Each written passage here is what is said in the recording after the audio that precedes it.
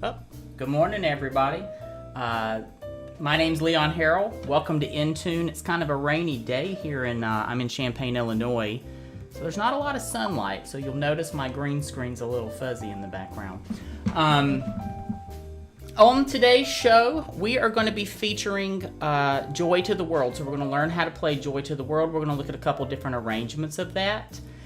And before we get into it, we'll say hello in the chat. Good morning. I see Sandy joining us. Good morning, Sandy. And I see David joining us. Good morning, David. And let's see, what else am I seeing here? All right. I think that's it for right this moment, so I'm sure some more will join us as we go. Let's see, a couple quick announcements before we jump into it.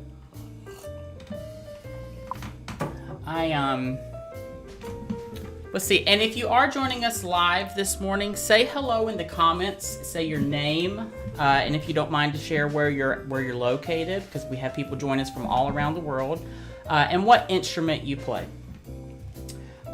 This morning, let's see, a couple quick announcements.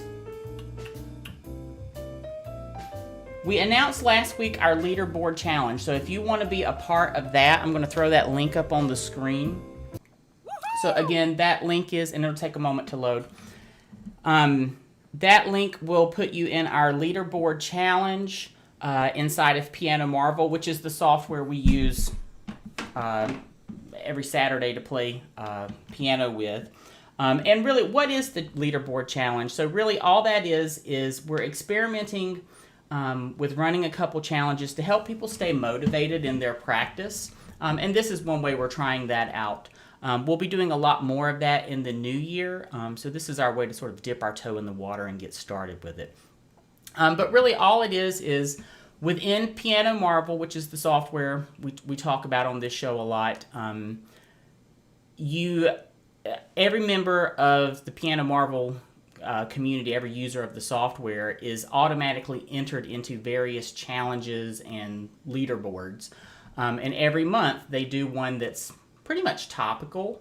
So of course in December they do a Christmas challenge. And any song you play that has a golden ticket or a ticket attached to it, or I guess technically a golden ticket, they have other tickets, it will enter you into the challenge. There is a prize within Piano Marvel.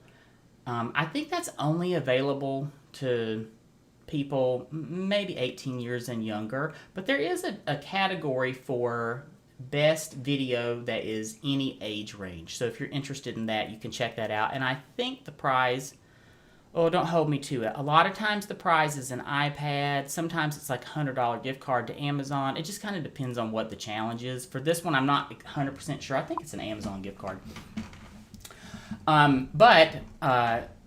We talked last week, sort of details about the challenge. So check out last week's show if you're interested in that. I don't want to go over that again today.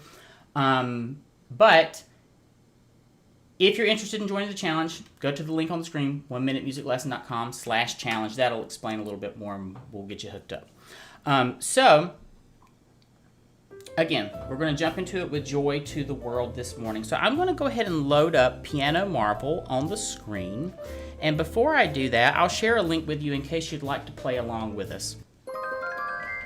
So if you visit 1minutemusiclesson.com/toolbox, you'll be able to download a 30-day free trial of Piano Marvel, which is a computer-assisted program for learning to play piano. It's available on Windows and Mac, iPad, and just today they've released the iPhone version. So we'll certainly be looking at that pretty soon on the show.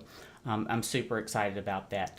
But go to the link if you want to give it a try for 30 days. And if you do continue, make sure you use our affiliate link 1 minute. When you sign up, you'll get an additional 20% off if you choose to keep using it. But we're going to jump into that today and take a look at Joy to the World. And I'm going to close this window out so we can see that. So I went ahead this morning and I searched up and found all the different versions of Joy to the World that I could find, And as you can see, there's a lot of choices here. Piano Marvel is pretty good about having music that is available at every level of the, for every level of sort of pianist or musician. I'm going to switch to this view so you can see my face. So there's lots of variety in the software. So today I want to take a look at 3 different versions. We're going to look at a version from More Christmas Solos Level 1. That'll be our first one, so that'll be the easiest one. We'll move quickly into Christmas with Kevin Olson, that book, which has a lot of good pieces if you're interested. And then we'll finish up, if we have time, we'll get to the third one, Celebrated Christmas Duets Book 3. And I wanted to talk a little bit about duets because if you have a friend or a family member that can play in the home with you, you can do duets in Piano Marvel. And you don't have to have someone play along. You can play just one part of the duet, which is what we'll do today. But duets are a fabulous way to learn and stay motivated, especially, let's say you're a married couple trying to learn piano together. That's just an activity you want to do.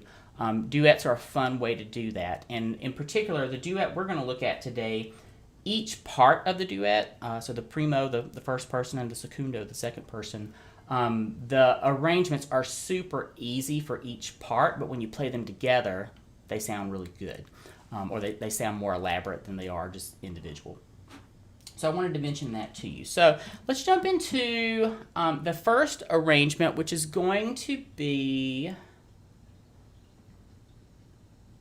More Christmas Solos Level 1. So let me load that one up. And you'll notice I'm looking all kinds of crazy directions. As you won't be surprised, but I'm trying a new setup today. I'm excited. I've got some equipment arriving later today that will hopefully make our audio for our music and our microphones sync up and sound a little bit better. But if for any reason during the stream the sound is too low or too high, let me know in the comments and we'll adjust as we go. But let's take a look at this one. And I'm going to just resize this window just a moment. Let's put that on top. And let's make this not always above the overlay. Okay, perfect. We're going to look at this one, which is a level 1 piece. And this particular piece has some slicing available. Just for time's sake today, I don't think I'll do things in slices. We'll just look at the whole piece. But we're going to take a look at this one first, and we're going to go through our smart sight reading method. I'll put that up on the screen so we can talk through it real quick.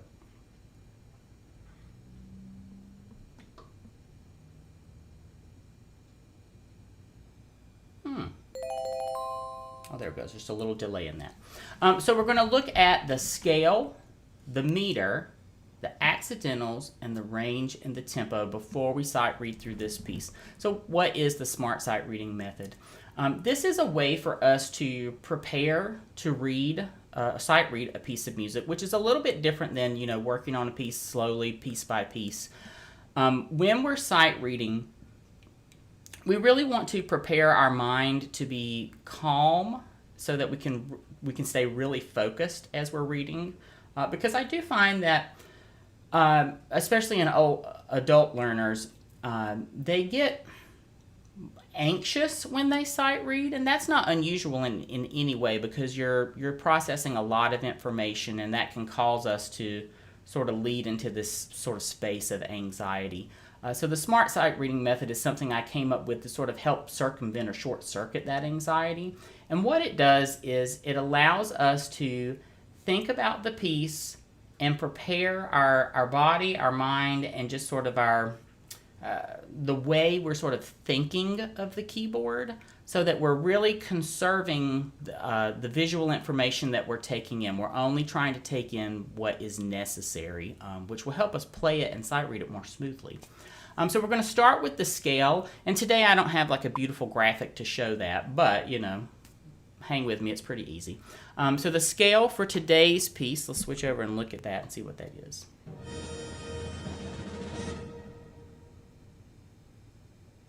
This piece is the key signature. There's no key signature, no sharps and flats.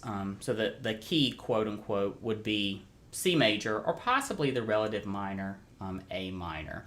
And we would look through the piece to look for context clues to sort of confirm that. But if we were to look at this and figure that out, this piece is actually in the key of G major.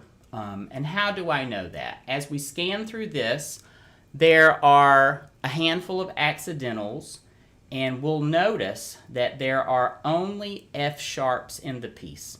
In addition to that, we'll notice that the resting tone, or the tone that we sort of keep coming back to, and when the music sort of feels like, oh, we're at rest, which is we're at the cadence or the end of the piece, we will notice that that tone is G. So this particular piece is actually in the key of G. So we're going to practice the scale, the G major scale first. So taking a look at the keyboard here, and I'll switch to a view so hopefully there's a little bit less lag for the camera. We're going to look at the keyboard, and I'm going to have you focus. Here's middle C, so just sort of orient yourself first. Where is middle C? Well, it's right in the middle of the keyboard.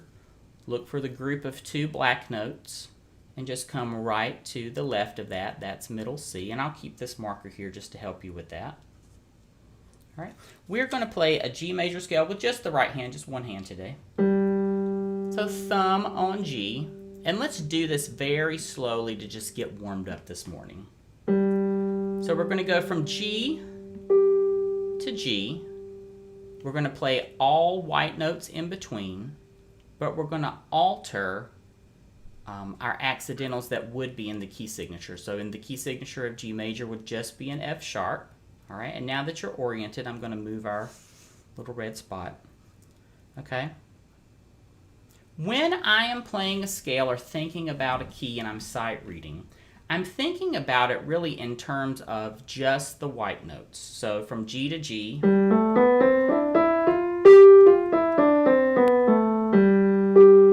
right. So that's just the white notes from one G to the next G. But when we apply the key signature, which would be F sharp, what I'm doing is thinking about that as sort of like a lever. So and this comes from the idea of how the harp works, which we won't get into today, but that's how I came up with the idea. But rather than playing the white key F, I'm going to imagine that the lever has been twisted over to the right, just slightly, to be changed to an F sharp. So now I'm going to play all the white keys just except for F sharp. All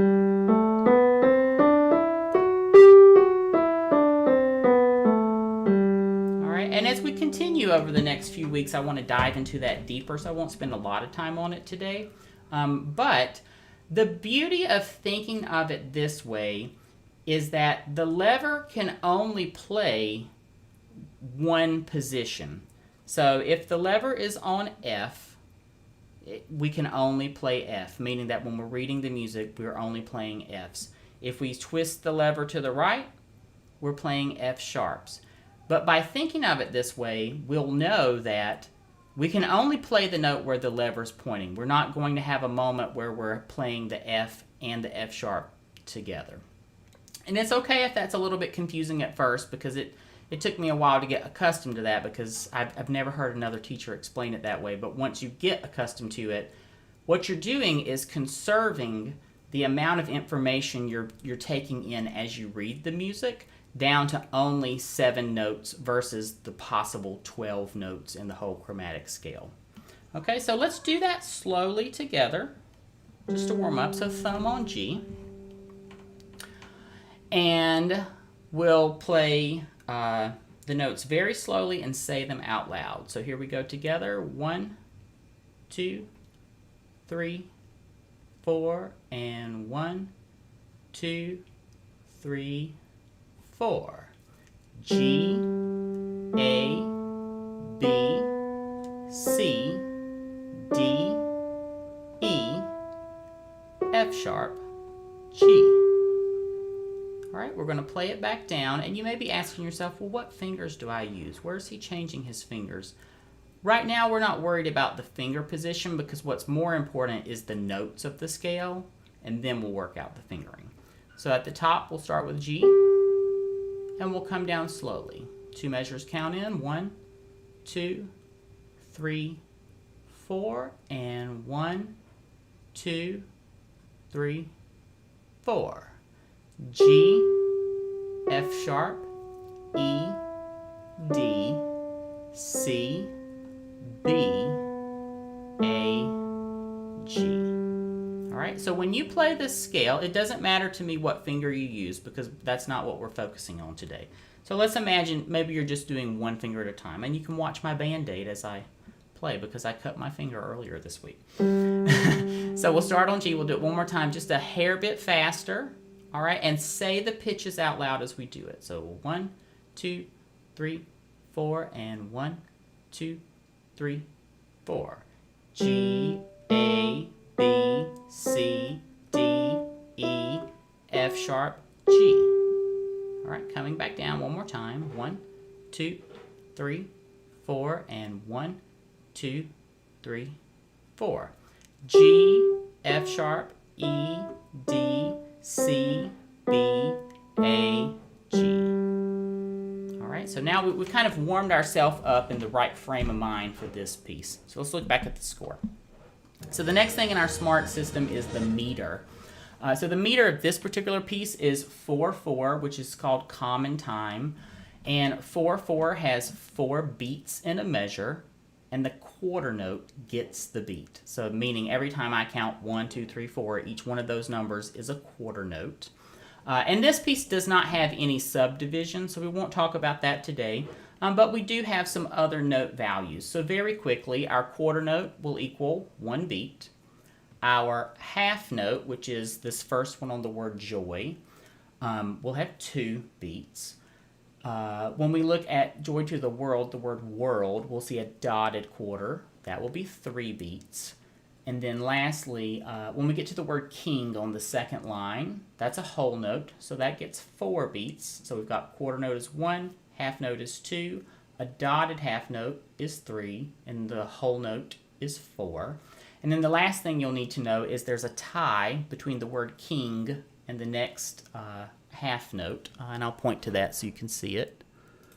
Right here, there's a tie there, which just means connect these 2 notes together, so add the rhythms together. So in this case, we'll count 1, 2, 3, 4 on king and 1, 2 on the half note. So altogether, that's 6 beats together. Okay, so fairly simple piece to count. And because the tune is so simple, I want you to count it out loud as we do it. This is how we move from this sort of mental space of you're thinking, I'm playing the piece, but I'm really just imitating the song because I know the song. I'm not actually counting it. So you have to really count it out loud. And we're doing a lot of things here. We're looking at notes. We're looking at the keyboard. We're moving our hand. We're counting out loud. So how in the world are you going to do that if you're a beginner? Well, the way to do it is do it extremely slowly. And why would you do it slowly? You're allowing your brain to process everything in order at a very comfortable speed. Because when we do it faster, then we can do all those things. That's what causes the anxiety. Because you know, I'm moving too fast. I'm going to make a mistake. Oh no, I'm freaking out, and then crash and burn.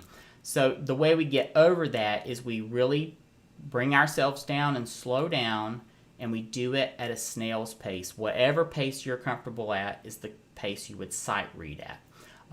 So for today, I'll do it relatively slowly, but I may be doing it 10 times faster than you're ready to do it. So when you're sight reading, you're always going to take it at your particular pace.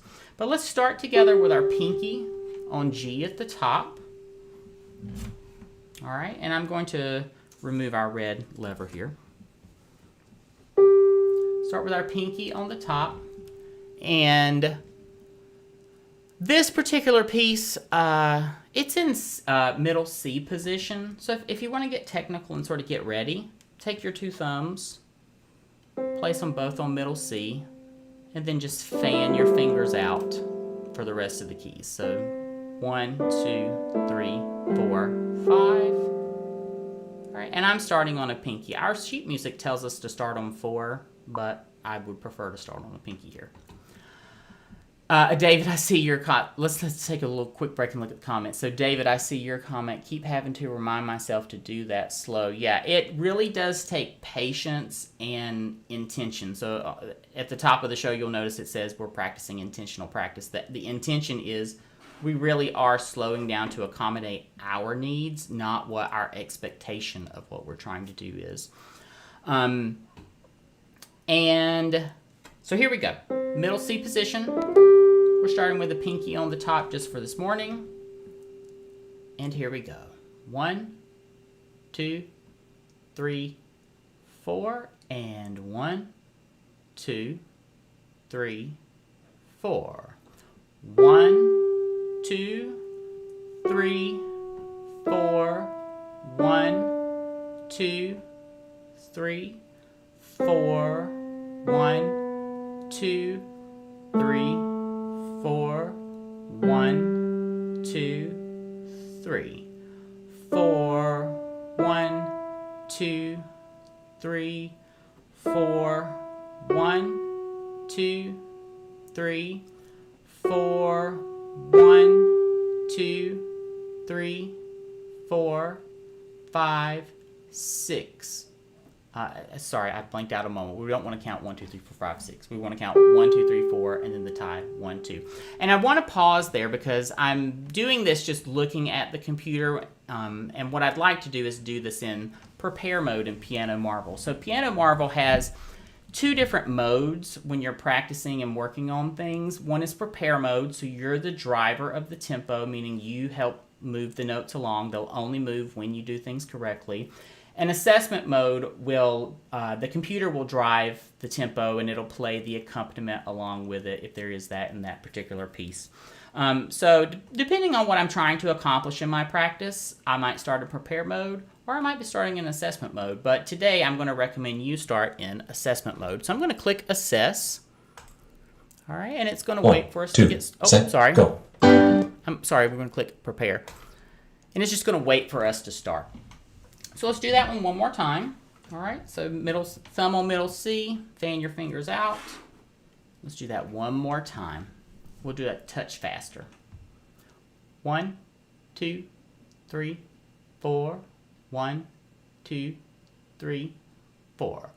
1, 2, 3, 4. 1, 2, 3, 4. 1, 2, 3, 4. 1, 2, 3, 4.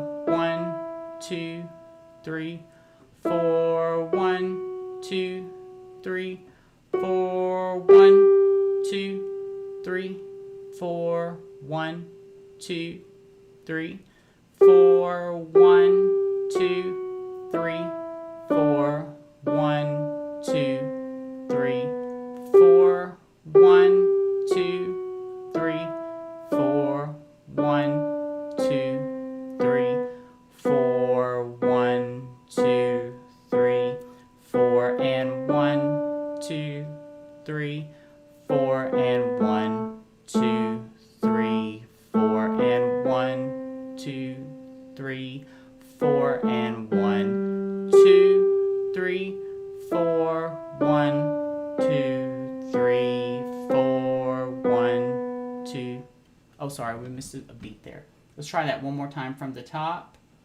1, 2, 3, 4. 1, 2, 3, 4. He, ev, and he, ev, and 1, 2, 4. 1, 2, 3, 4. All right, so even when you're taking it slow, you actually might blank out a little bit. And I went through that relatively quickly. And you may be thinking to yourself, well, Leon, I can't keep up with that. That's still too fast for me. So you want to take it, again, at your tempo that you're comfortable with. So what is Piano Marvel going to do to help you do that? So prepare mode, like I said, it's going to move at your tempo. The beauty of prepare mode is that you can take as long as you want to locate the note and produce the music. The cursor will only move forward when you play the correct note. The downside to prepare mode, if you are shaky on your counting and the understanding of the concept is that it's not looking in any way at your rhythm. Your rhythm is not considered in the prepare mode. That's what the assess mode is for. Assess is going to assess your rhythm and the correct pitch together. So some things you want to look out for if you're really brand new to the keyboard, or you're really brand new to sight reading in particular. We want to go through the rest of the smart sight reading method. So we looked at our scale, we looked at our meter. We would scan through the piece to look for accidentals, and we said that up front. This one only has F sharps in it. We would continue on to look at our range. What's the highest note? What's the lowest note? In this particular arrangement, it's just the melody. The highest note is the G at the beginning of the piece. That comes back a couple times, but that's the highest. The lowest note is the G, an octave below that in the bass clef. All right, so we're not going to go any higher or any lower. And if you watched my hands as I played that, you probably noticed my hands didn't move left or right. There was no motion here at all. And I could tell that because if I started the piece anew, the highest pitch was here, the lowest pitch was there. There's no reason at all to move my arm. And that is going to be one of the keys to learning to sight read, because our body is, when we start to develop an anxiety at the keyboard, and maybe the word anxiety is like a little too severe, but you get the point. When we're at the keyboard and we start to lose that focus, we start to drift our hands around. And that is like going to be the first thing that's like killing our ability to get it done. So you may need to do some extra things to work on that. So when I am really trying to force my hands not to move, I might use some tools to help me with that. So I've got two little dice here. If G is my highest note, I'm just going to put this little dice there. And if this G is my lowest note, I'm going to put this one on the F just below it, because those are my boundaries. I'm not moving further than that. Okay? We'll do it one last time. We'll do it slower, because I'll tell you the part you probably had the hardest part in is measures. Let's see. Take a look at measures. The leap here on the word heaven in measure 17. This is the hardest part because you're having a pretty big leap on the keyboard. But you let me know if there was a particular measure you had trouble with. Throw it in the comments. Let's do it in minced mode. And let's just do the last four measures. Okay, so we're going to start on beat 4 on a B right here. All right. And we're going to try that one more time. So I'm going to do it very slow just because we're doing the last couple measures together. So I'll click prepare. We'll count 2 measures. 1, 2, 3, 4, and 1, 2, 3. 4 and 1. Sorry, my screen is very tiny today. Let me make this window larger so I can see.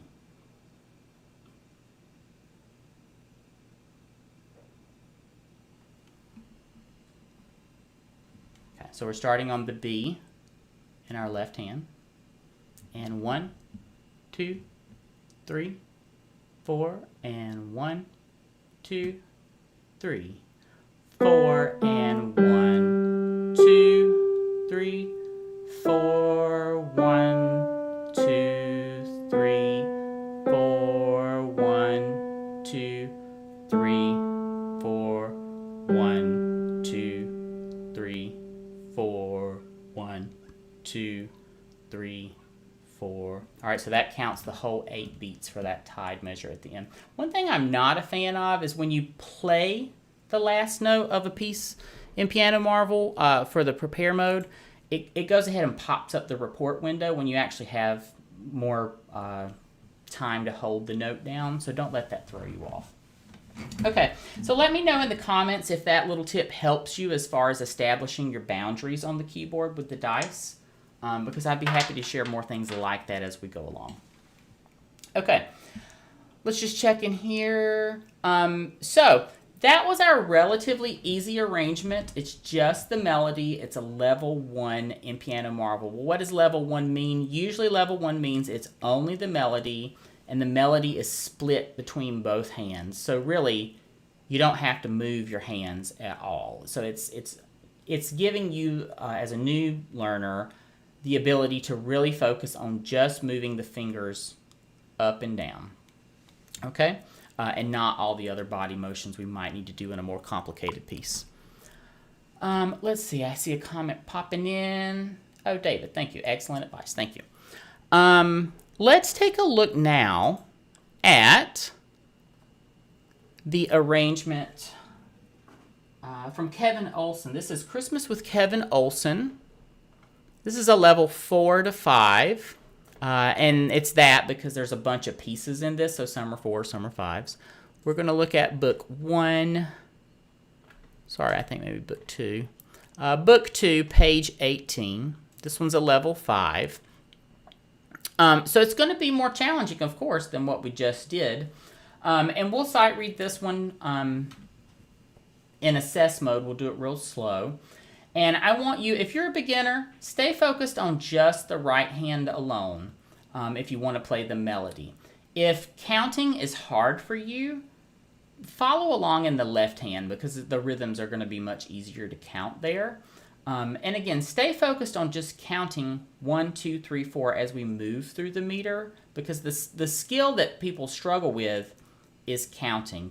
Everyone thinks they struggle with quote-unquote rhythm. But that's because their focus is not on doing the counting. Their focus is on doing it, quote-unquote, right. But it will be right when you do the counting method correctly. The counting is what takes care of the rhythm for you. So let's take a look at this one just so you can get a sampling of what might a level 5 look like. I'm going to do this one in assess mode, and I'm going to do the whole piece. Let's see, the tempo recommended is 100, but let's take it at 75. Let's see how we feel about that. Okay, so again, if we're doing our smart sight reading method, this is in the key of C. No sharps or flats. It could be the relative minor, so you would look for a context clue, meaning what's the first chord and the last chord of the piece. And even if you don't really know your chords, you just look at the notes that line up here. So from the bottom to the top of the very first chord, we've got G, C, E, and C. All right, and really, if you played it all together, ask yourself, does that sound bright or happy?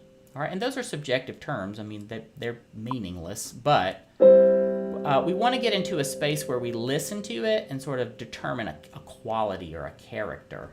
All right, because of course we could learn our chords by knowing, this is a major chord, the C, the E, and the G make the major chord, but we also want to learn how do we connect to the aural sound of the notes.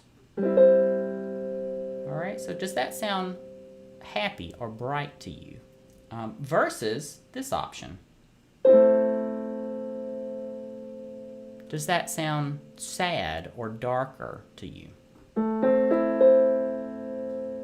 right, that would be an A minor chord. All right. All right, but let's stay focused. This is a C major, which has the brighter sound between those two options. Okay, and let's see. Comment popping in here. Sandy saying, "I like learning your practices." Oh, thank you, Sandy. So yeah, I'll be glad to share a lot more of those in this lesson, of course, but also on our newsletter. So let's take a look at this one. Again, choose your challenge level. If you're struggling, just count 1, 2, 3, 4 as we go and keep your eye moving along. That is one of the skills that is the most unnatural to figure out as you're a beginner, and it does take intentional practice, meaning you have to really dedicate yourself that that's what you're going to do because it takes a while for you to get into a natural habit of doing it. You'll be very resistant to looking ahead when you already know, oh gosh, I'm feeling like I'm going to make a mistake. All right, but if you're above that level and you're ready, go ahead and focus on the melody alone. So let's do this one together. I won't spend a lot of time working that one out so we can get to our third arrangement today. All right, we'll do it in assess mode. All right, and Piano Marvel will only count off one measure. I wish it would count two. That's what I prefer, but it just does one in assess mode. So here we go. 1, 2, set, go.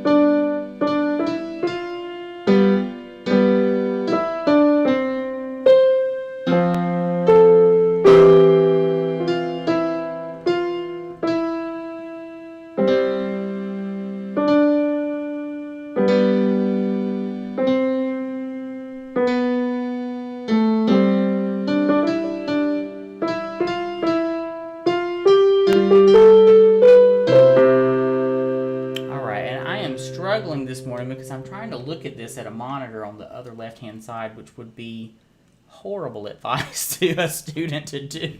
I'm struggling a little bit with that. But I like that one. That's not a bad arrangement. I wasn't too fond of, let's take a look at this harmony back at, let's see, measure 14. Let Earth receive her king. So let's listen to that just a little bit faster so you can hear what it might sound like. Da, da, da, da, da, da.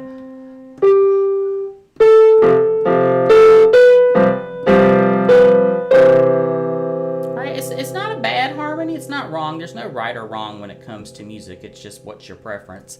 But I did find that on the word receive, the sieve, that syllable, it's very easy as a person sight reading or playing that to question, am I doing that right? Because that contains a lot of dissonance that's unusual for an arrangement like this. So just be aware that's measure 14. Okay, so let me know in the comments, if you had to rate that yourself on a scale of 1 to 5, how challenging would you say a piece like that is to you? Because the level sort of scoring system in Piano Marvel, it's good, don't get me wrong, but it does not, it's not crystal clear, what makes a 5 a 5 or what makes a 6 a 6. And I know they're in the process of revamping their level system, so I'm excited about that. But, regardless of that, even if, level 1 has a very clear definition, that doesn't mean it's level 1 to you. And that's what counts, is where are you at and what level is that to you. So if you feel like that piece is a level 5 to you, let me know. Maybe you feel like, that's a 30. I'm not even close to that. But it's good to know. If I had to rate that, I would say that's probably, a lot of times you'll see on sheet music, beginner, intermediate, advanced. I would probably call that intermediate, or like advanced beginner type of thing. Like you've been playing piano for a year or so, maybe. But it's subjective. The leveling system is just subjective. Okay, let's move on to our third arrangement, just so you can get a sample of the choices here. And the third one I picked out to look at was Celebrated Christmas Duets, Book 3. So let's look at that, which is here. And there's two choices. There's the primo and the secundo. So the primo is the first part, and that's usually the part in a duet where there's more of the melody. The secundo is the second part, and there's often less of the melody, but it's all dependent on the arrangement. A lot of times when you're taking piano lessons, your teacher will play the secundo part and you'll play the primo part. But it's super fun to play these with your friends or family members right at the same piano, because they're arranged so that literally you play them on the keyboard together. So you're not encroaching on each other's space and your hands don't cross, unless the piece is really intended for that. Sometimes there's a lover's duet where it's intentional that your hand crosses over their hand. And that can be fun. But let's take a look at the primo part. Okay, this one's listed as a level 6. Why is this a level 6? Let's scan through and take a look. So I'm not seeing challenging rhythms yet. So the rhythm's not what's making it challenging. The range is challenging because we're using a lot of ledger lines here, which that might really throw you. And I'm seeing a lot of accidentals in here, so you might have some challenges with that. But the good thing I'm seeing, especially if you're a beginner, there's a lot of repetition. So, for example, it looks to me, well, this can be tricky. This is something to look out for. Sometimes things can look like repetition, so it looks like we're kind of doing the same thing over. Bum, bum, bum, bum, bum, bum. But when we take a closer look, we are actually shifting notes a little bit in each measure. So, for example, the pattern in measure 3 is a little bit different than measure 4, and that can really throw you when you are beginning. So, let's say that is a challenge for you. One exercise I would recommend you do is just saying the note names as you go along before you play it. So you can do this in assess mode. And just say the notes as the computer plays them for you. So let's try that together. Another thing and we're going to read the bottom line here, the left-hand part, which you'll notice is in treble clef. It's not in bass clef. So we're going to do that.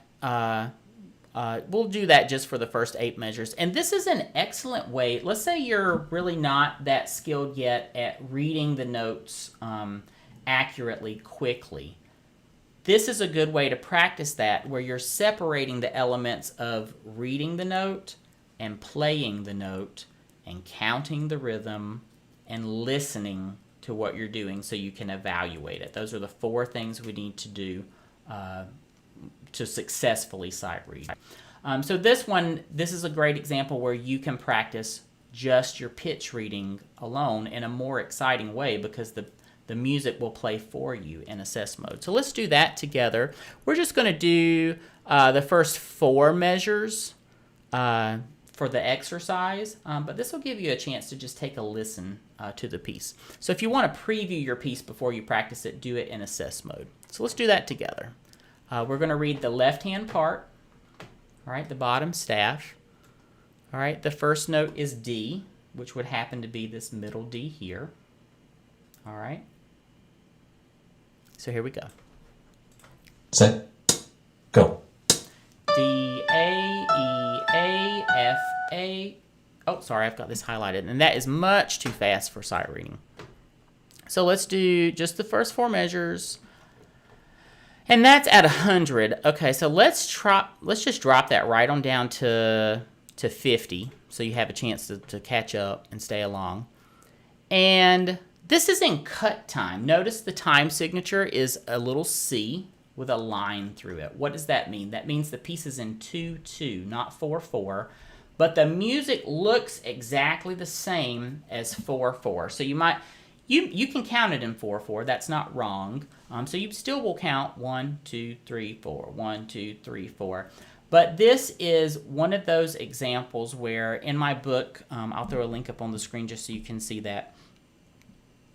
I've got a book called How to Read Music Easily in 30 Days. And in this book, I go through a lot of the challenges that new sight readers have. And even if you may have played your instrument for 20 years and not understand some of the techniques we talk about in the book. In particular, I talk a lot about the anchor line technique, which I won't talk about today. But in particular, the counting system I talk about in the book will help you solve a lot of the problems that you'll come into contact with, especially when you're doing things outside of pretty common meters like 4/4 or 3/4. This is cut time, which is 2/2, meaning there's only 2 beats in the measure, but the beat is the half note. So when you count this piece of music, you would count 1 and 2 and 1 and 2 and. And, you know, there's nothing wrong to count it 1, 2, 3, 4 because it looks like 4/4. But orally, the perception, when we hear the music, you'll only hear 2 strong beats. All right? And that's why the little computer voice is counting 1, 2, set, go, or whatever it's saying. Like it's cutting short. It's not doing all 4 because there's not 4 beats in the piece.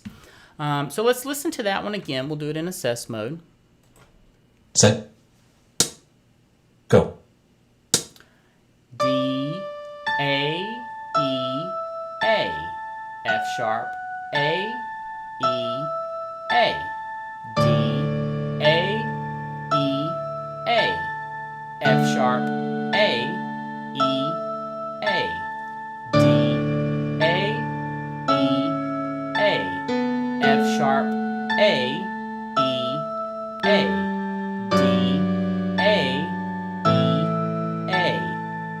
Sharp, A, E, A. And we'll stop it there. So you get the hang of the exercise. And that is, there's lots of ways to practice reading your notes, but I have found that it is essential to separate the elements, meaning when you look at the note and follow along with your eye, along with a metronome, that's one way to practice. That's one element of music you have to do to sight read. Another element is identifying what note or what pitch it is, which is what we just did. We just said the pitch. Excuse me. We just said the pitches as we went along. And people struggle often. First, you struggle to read the pitches because that's the pitch is. Pitch and rhythm are both important. Rhythm's really more important than pitch, but often people would argue pitch is more important, but I would argue differently. But reading the pitches, it is arduous to practice that when you're trying to do them all together because you're just not ready to do that if you're not at that level, if you're not comfortable reading the notes. If you're still going, you know, every good boy does fine reading the lines of the staff, you're not ready to do all 4 components at one time, at least not in a fluent, interesting way that keeps you satisfied while you're practicing. So that exercise is excellent. And this particular example is really good because there's a lot of repetition. So it gives you time to practice doing this. We really only covered maybe 4 pitches as we looked at that. So we're not having a huge spectrum of things to think about. And we're repeating so we get a chance to reinforce that. Okay? So let's just take a quick listen at full tempo, just so you can get an idea of what does a duet like this sound like. So I think 100 was the tempo. All right, and I'm going to sight read the left hand as we listen to it. Set. Go. 1 and 2 and 1 and 2 and 1 and 2 and 1 and 2 and 1 and 2 and 2 and 1 and 2 and 2 and 1 and 2 and 1 and. Oh, and we still had that leftover highlighted just from that. Okay, but just because of time's sake, I want to pause there. This particular arrangement, again, excellent one to practice as a duet or just by yourself, because the individual parts of the duet are simplified. Let's take a very quick look at the secundo, or the second part, just so you can get an idea. So, of course, a duet, you're physically seated side by side at the piano. So the primo part is often just the treble or the high notes on the keyboard, and the secundo part is often the bass part, the low part. But, you know, sometimes in a duet, the first person, or the primo person, will sort of scoot back so that the secundo person can play more of the range. So there's more like fun choreography about practicing duets. But you'll notice the secundo part here is a lot simpler. There's a lot less activity going on, so you may be more interested in trying that first. But you do get a chance to do some more of the similar musical motif that we just listened to from the primo part at some point in the piece. Okay, so we've looked at 3 arrangements. Let me know in the comments which of those 3, the first one, the second one, or the third, sort of fits your level, so I can have an idea of what sort of where are you at. And let's see. Some things I want to talk about quickly.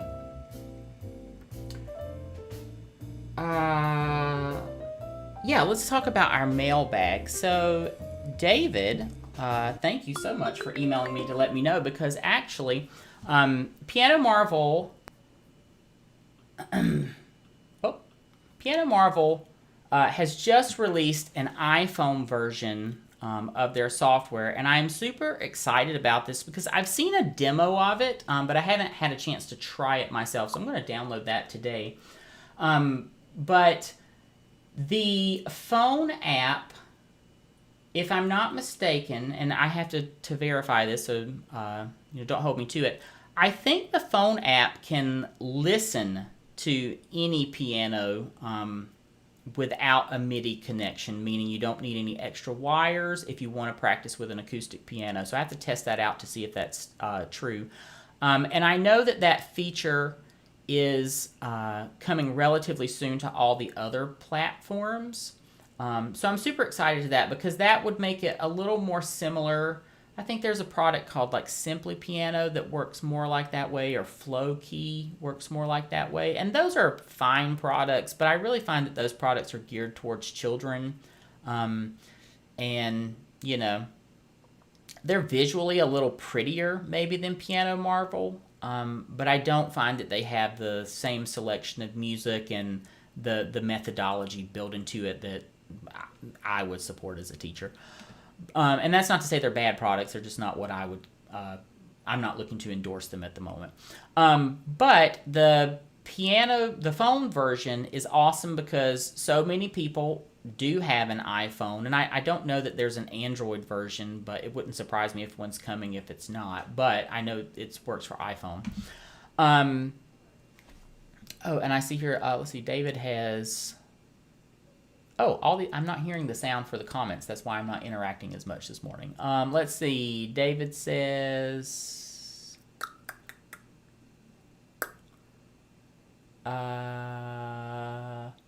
you felt like you were at version level 3-ish there. That's good to know. And I'd like to work on the second version. Yeah, I agree.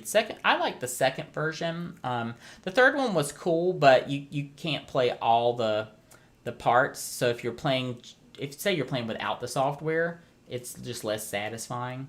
And then David says they have both connected and Bluetooth. Okay, interesting. Yeah, I'm super excited to try that out this morning. I have seen a demo of it, and what I like about the iPhone version that is different than the other versions is there is a piano built in to the iPhone app. So you don't even need a piano to use the software. You can do it directly on your phone. And is that going to be the tool that teaches you how to play piano, like the physics of the hand movement? No, of course not. But It's an excellent tool for practicing on the go and getting started if you don't have a keyboard yet, or you're on the fence about, oh God, what kind of keyboard should I buy, or what kind of piano should I buy, because that could be a pretty daunting challenge in itself. So if you are interested, check out the iPhone version of that. I'm sure you can get that directly from the App Store, and I'll add a link to my toolbox. I'll throw that link back up there. I'll add a link in our toolbox as soon as I have a chance to check it out, and just so you know, am I ready to share that with the audience. But super excited about that. So again, David, thank you for letting me know, because funny enough, I had looked for that like 2 days ago and it wasn't on the App Store. So I was assuming, oh, well, that certainly won't be ready for Saturday. So thank you. So that's going to wrap us up for today. The final commentary I'll share with you is that as we've gone through doing this show for the last couple weeks, I think this is our 12th or 13th episode that we've done, I tend to move a little bit faster as I'm teaching this, because it's hard for me to interact in real time with the comments and really get a gauge of like, well, how are you doing, you know? So what I'm doing in January is launching an online group piano class using Zoom, and that way we can interact in real time over the camera together. And I'm doing it as a group because I'm a big believer in social learning and sort of group learning at the piano, especially for beginners, because it's so important to see, you know, how do my peers and colleagues, how are they learning? What are they doing that's being successful that maybe I'm not thinking about? And it's just also, it's so motivational to work in a group as you see each other succeed and progress more and more. It's just exciting, and it's easier to, it's fun to help cheer each other on as we learn. So if you're interested in that sort of thing, let me see, do I have a link for that? Actually, I don't think I have a link for that to share, but if you're not on our newsletter, go to oneminutemusiclesson.com, sign up for the newsletter. I will be sending some emails about that. I sent a survey last week to start collecting some information about that, but I'll be starting to promote that a little bit more. My goal is to launch it in January, but I don't want to launch it until I have all my equipment to do that. I've got some things arriving from Amazon today, because I want to make sure the experience is good for everybody. Okay, so I think that's going to wrap us up for this morning. Thank you again all so much for joining me every week on In Tune. And I do like to always wrap up our show by saying a special thank you to all of our patrons. And whoop, there goes my green screen looking strange. Let me turn that off so you can read that. Thank you so much to our patrons, because you are really helping us achieve our mission here at 1 Minute Music Lesson to teach the world music literacy. So if you want to learn more about how can you become a patron and what are the benefits of being a patron, visit 1minutemusiclesson.com/support. You'll see all the details there. But thank you. It means the world to me that you support this channel and our mission. So that's going to be it for today. Thank you all so much for joining. I look forward to seeing you every Saturday. And that's going to be it for In Tune. I'll see you next time. Take it easy. Have a good one. Bye-bye.